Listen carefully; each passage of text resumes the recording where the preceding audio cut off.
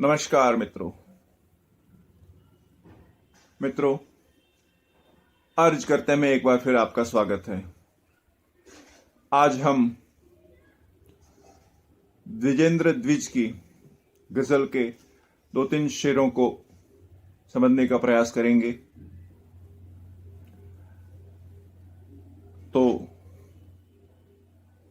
मतला पेश है कि उस आदमी का गजलें कहना कसूर होगा। उस आदमी का गजलें कहना कसूर होगा।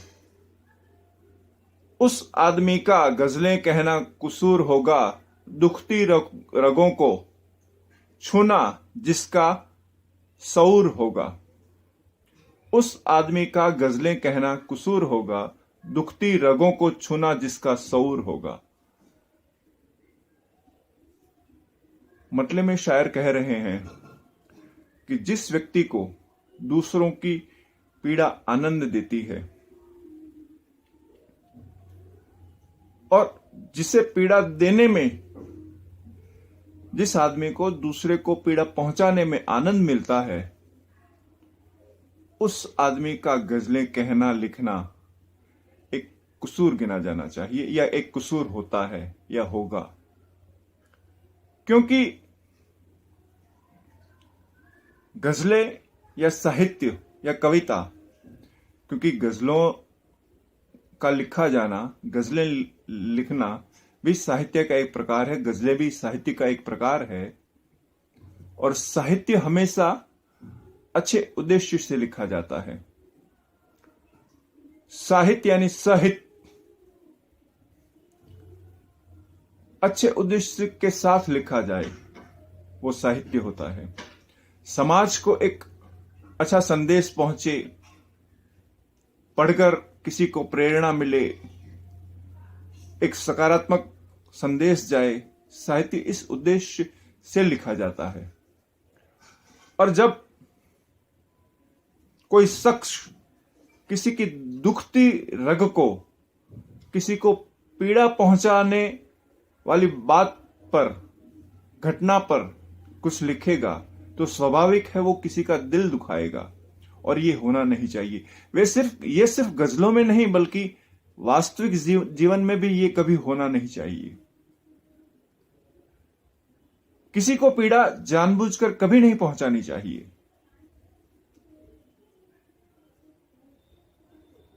लेकिन लोग करते हैं ऐसा। पता नहीं उन्हें क्या मिलता है। और कुछ लोग तो ऐसे होते हैं कि उन्हें कुछ मिलता नहीं, न उन्हें आर्थिक फायदा होता है, न किसी सामाजिक सामाजिक तरह का फायदा होता है, लेकिन सिर्फ वो अपने मनोरंजन के लिए, सिर्फ और सिर्फ अपने मनोरंजन के लिए किसी को पीड़ा पहुंचाते हैं। तो ऐसे लोग जब साहित्य लिखेंगे तो स्वाभाविक है वो किसी को पीड़ा पहुंचाएंगे या पीड़ा पहुंचाने वाला साहित्य लिखेंगे। ये एक कसूर समझा जाना चाहिए। ये नहीं होना चाहिए। समाज को कभी हताश नहीं करना चाहिए, लोगों को कभी हताश करने वाली बातें नहीं करनी चाहिए। और कवियों को तो खास, साहित्यकारों को तो खास ये ध्यान रखना होता है, क्योंकि उसकी रचना को एक नहीं हजारों लोग पढ़ते हैं, उससे कुछ सीखने का प्रयास करते हैं, कुछ समझने का प्रयास करते हैं। साहित्य हमेशा समाज का, राष्ट्र का, समय का दर्पण रहा है। आज हम पुराना साहित्य पढ़कर समझ सकते हैं कि उस जमाने में माहौल कैसा होगा, समाज व्यवस्था कैसी थी, न्याय व्यवस्था कैसी थी, राज्य व्यवस्था कैसी थी। वो उस जमाने का दर्पण है। तो ये द्विजेंद्र द्विज साहब ने बहुत गहरी बात कही, बहुत अच्छी, मुझे बहुत अच्छी लगी। और मैं हमेशा उन्हीं गजलों को या उसी साहित्य को अपने वीडियो द्वारा या अपने लेखनी द्वारा और लोगों तक पहुंचाने का प्रयास करता हूं। कि जो कुछ अच्छे उद्देश्य से लिखा गया हो। अगला शेर है कि दीमक लगी हुई हो जिस पेड़ की जड़ों में, दीमक लगी हुई हो जिस पेड़ की जड़ों में, कैसे भला उसके पत्तों पर नूर होगा। दीमक लगी हुई हो जिस पेड़ की जड़ों में, कैसे भला उसके पत्तों पर नूर होगा। जैसे मैंने कहा, कवि अक्सर गागर में सागर भरता है, थोड़े में बहुत कुछ कहता है। इस शेर को दो अलग अलग परिवेश में, दो अलग अलग बैकग्राउंड में, दो अलग अलग पृष्ठभूमियों में हम समझ सकते हैं। पहले इसे परवरिश से जोड़कर देखते हैं, बच्चों की परवरिश से, कि आज के ज्यादातर बच्चे किस उद्देश्य के साथ बड़े होते हैं। बल्कि कहना चाहिए कि आज के ज्यादातर माँ बाप, माता पिता बच्चे का पालन पोषण किस उद्देश्य के साथ करते हैं। बच्चा बड़ा होकर सच्चा ईमानदार बने इस उद्देश्य के साथ, या बच्चा बड़ा होकर सिर्फ और सिर्फ पैसा कमाने वाली मशीन बने, चाहे उसके लिए कुछ भी करना पड़े, इस उद्देश्य के साथ। किस उद्देश्य के साथ, इन दोनों में से किस उद्देश्य के साथ माता पिता बच्चों की परवरिश करते हैं, बच्चों का पालन पोषण करते हैं। यह एक सोचने की बात है। आज के ज्यादातर माता पिता, आज के ज्यादातर माँ बाप बच्चों को एक तरह से एटीएम बनाने वाली मशीन बनाने के उद्देश्य से, एनी टाइम मनी, यानी बच्चा बड़ा होकर कमाए कमाए कमाए,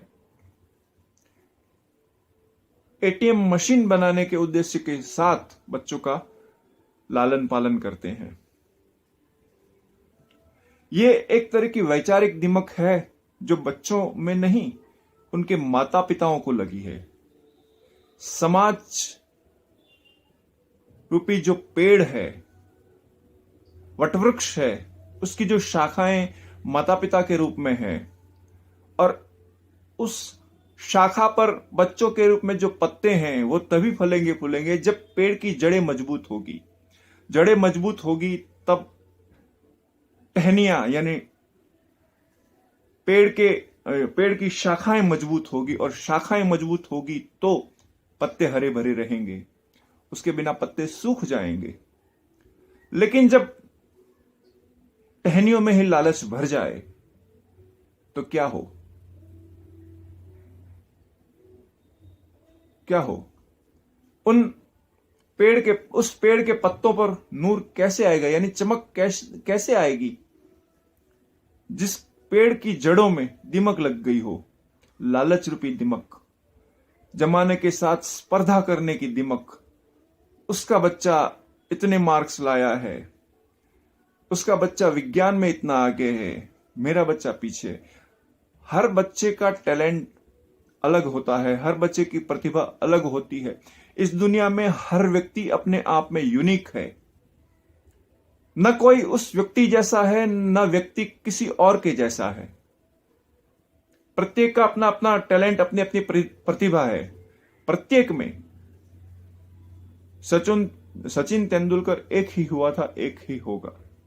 सुनील गावस्कर एक ही हुआ था, एक ही होगा। हालांकि मैं क्रिकेट की बात कर रहा हूं, ऑन फील्ड की। ऑन फील्ड गावस्कर एक ही था, एक ही रहेगा। मैल्कम मार्शल एक ही था, एक ही रहेगा। मैल्कम मार्शल से अच्छे बहुत आ जाएंगे, उसके समकक्ष कोई नहीं आएगा, उसके बराबर का। बल्कि कहना चाहिए कि दूसरा मैल्कम मार्शल का भी नहीं होगा। उससे बेहतर हो सकता है, उससे खराब हो सकता है, लेकिन मैल्कम मार्शल दूसरा नहीं होगा। सचिन तेंदुलकर से बेहतर प्लेयर हो सकता है, लेकिन सचिन तेंदुलकर दोबारा नहीं होगा। सचिन तेंदुलकर से क्या कहें, सचिन तेंदुलकर तक पहुंचने वाले तो बहुत होंगे, सचिन तेंदुलकर से नीचे, मतलब सचिन तेंदुलकर तक पहुंचना बड़ी बात है, बहुत बड़ी बात है। लेकिन अगर कोई निकलेगा तो उससे आगे निकल सकता है, लेकिन सचिन तेंदुलकर नहीं बनेगा वो, क्योंकि वो पूरा माहौल अलग होगा, पूरा वातावरण अलग होगा, पूरी परिस्थितियां अलग होगी। तो दीमक लग गई है। बात यह है कि जड़ों में दीमक है, फिर पत्ते कैसे अच्छे होंगे? अगर माली कुशल नहीं होगा तो बाग हरा भरा कैसे रहेगा? बच्चे तो कैमरे के एक, अब तो खैर रील आती नहीं है, लेकिन एक जमाने में कैमरे की रील आती थी जो एकदम नई जब होती थी, उसमें एक भी फोटोग्राफ नहीं होता था, उस पर जो भी खींचो वो फोटोग्राफ छप जाता था। तो बच्चों का मानस वैसा होता है, जब छोटे होते हैं उन्हें जो सिखाओ, जो अच्छा बताओ, वो सीख जाएंगे। उस वक्त अगर उसे अच्छा सिखाओ तो अच्छा सीखेंगे, बुरा सिखाओ बुरा सीखेंगे। लेकिन सिखाने वाले को सोचना है, उसे सोचना है कि मैं इसे क्या बनाना चाहता हूं, मेरा लक्ष्य क्या है। इसे पैसे बनाने की मशीन बनाना है, पैसे कमाने की मशीन बनाना है, या अच्छा इंसान बनाना है? और अच्छा इंसान, ऐसा अच्छा इंसान बनाना है जो पैसा भी कमा सके। सिर्फ पैसा कमाना भी कोई से नहीं सिर्फ पैसा न कमाने की कोई जिद हो वो भी बुरी है। सिर्फ अच्छा इंसान बनने से नहीं चलता, पैसा भी जरूरी है, लेकिन अच्छा इंसान बनकर पैसा कमाए वो बहुत बेहतर है।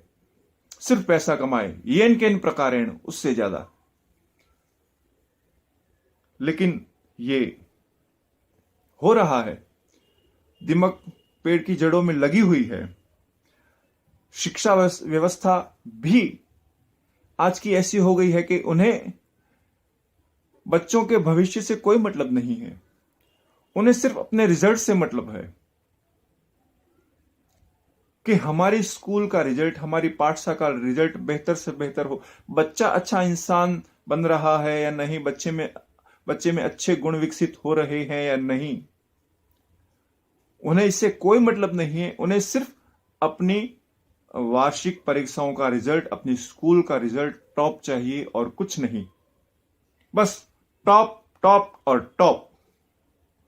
इम्तिहान दरअसल मार्क्स लाने का साधन मात्र बनकर रह गए हैं। कैसे भी लाओ, अगर कोई बच्चा चोरी करके मार्क्स लेकर आता है और पकड़ा नहीं जाता तो होशियार समझा जाता है, लेकिन उस बच्चे को जीवन में कितनी तकलीफें पड़ेगी। कहां कहां वो नकल कर सकेगा, चोरी यानी नकल, कहां कहां वो नकल कर सकेगा। कभी तो उसे अपने टैलेंट का, अपनी प्रतिभा का इस्तेमाल करना पड़ेगा। तो आज की शिक्षा व्यवस्था सिर्फ डिग्रीधारियों को पैदा करने का साधन मात्र बन गई है। तो मित्रों, आज हमने द्विजेंद्र द्विज की गजल के 2 शेरों को समझने का प्रयास किया। हम कितने सफल हैं हमारा परमात्मा जानता है। और अब आप सबसे विदा लेता हूं, परमात्मा को प्रणाम करता हूं।